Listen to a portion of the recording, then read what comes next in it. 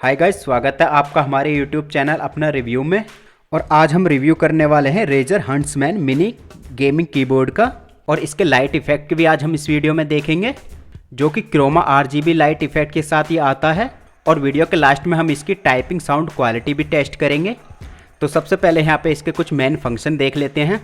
यहाँ पे इसमें दिया गया है रेजर ऑप्टिकल स्विचेस, और दूसरा यहाँ पे दिया गया है डबल शॉट PBT की कैप्स, और उसके बाद दिया गया है detachable type C cable, जिसको आप आसानी से कभी भी निकाल सकते हैं और कभी भी इसमें लगा सकते हैं। और इसके साथ ही आपको इसमें 2 ईयर की वारंटी आपको देखने को मिल जाती है। और इसकी बैक साइड में आपको यहाँ पे कुछ इसकी डिटेल देखने को मिल जाएगी। यहाँ पे आप इसका MRP वगैरह देख सकते हैं। यहाँ पे आपको इसकी काफ़ी हाई MRP आपको देखने को मिल रही होगी, 15,990 रुपये, लेकिन आपको ये ऑफलाइन मार्केट में लगभग 7,000 रुपये का मिल जाएगा। तो यहाँ पे देखिए, इसके लाइट इफेक्ट को कंट्रोल या चेंज करने के लिए यहाँ पे इसकी कुछ शॉर्टकट की दी गई हैं, जिसे हम FN plus control plus 1 2 3 4 5 6 7 press करके इसके लाइट इफेक्ट को कंट्रोल या चेंज कर सकते हैं। तो इस वीडियो में हम इसके लाइट इफेक्ट को बारी बारी से चेक करेंगे। तो चलिए सबसे पहले हम यहाँ पे इसकी अनबॉक्सिंग कर लेते हैं। अनबॉक्सिंग में आप देख सकते हैं, यहाँ पे हमें एक इसमें स्लिम कीबोर्ड, छोटा कीबोर्ड देखने को मिल जाता है। और इसके साथ ही हमें यहाँ पे इसकी एक यूज़र मैनुअल देखने को मिल जाती है, जिसे देखकर हम इसके बारे में और कुछ जान सकते हैं। तो चलिए इसको रखते हैं हम साइड में। और इसके साथ ही हमें इसका टाइप सी डेटा केबल देखने को मिल जाता है, जिसको हम कीबोर्ड में आसानी से लगा सकते हैं और निकाल सकते हैं। और ये है हमारा RGB गेमिंग कीबोर्ड। तो चलिए इसको बाहर निकालते हैं। काफ़ी छोटा और हल्का कीबोर्ड है, स्लिम कीबोर्ड है और देखने में लुक भी अच्छा लग रहा है। अनबॉक्सिंग में यहाँ पे हमें देखिए इतना ही देखने को मिल रहा है। चलिए इसके बॉक्स को यहाँ पे साइड में रखते हैं। यहाँ पे हमारा कीबोर्ड पॉलीथीन के अंदर पैक है। चलिए हम इसे पॉलीथीन के बाहर निकाल लेते हैं।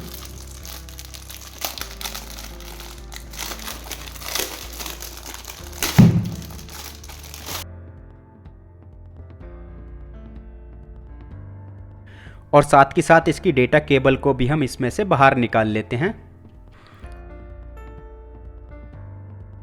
और इसके साथ ही डेटा केबल को हम कीबोर्ड से अटैच कर देंगे। और बात करें इसकी बिल्ड क्वालिटी की, तो बिल्ड क्वालिटी इसकी काफ़ी अच्छी है और इसमें अच्छी क्वालिटी की प्लास्टिक को यूज़ किया गया है।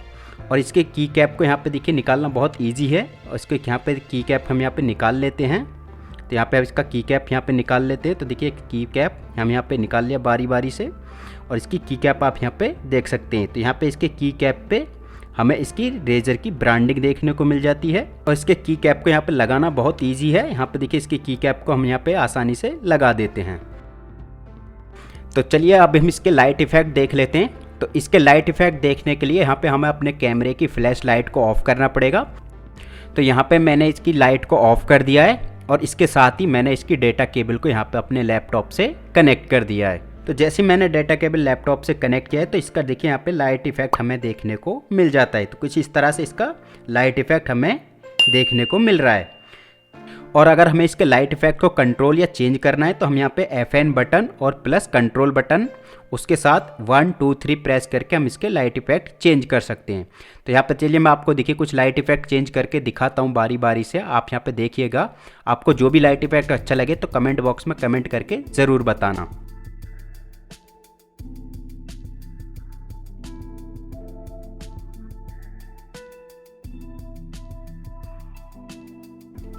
तो गाइज ये हैं इसके लाइट इफेक्ट। और अब हम इसके देखिए टाइपिंग की साउंड क्वालिटी को भी टेस्ट करते हैं।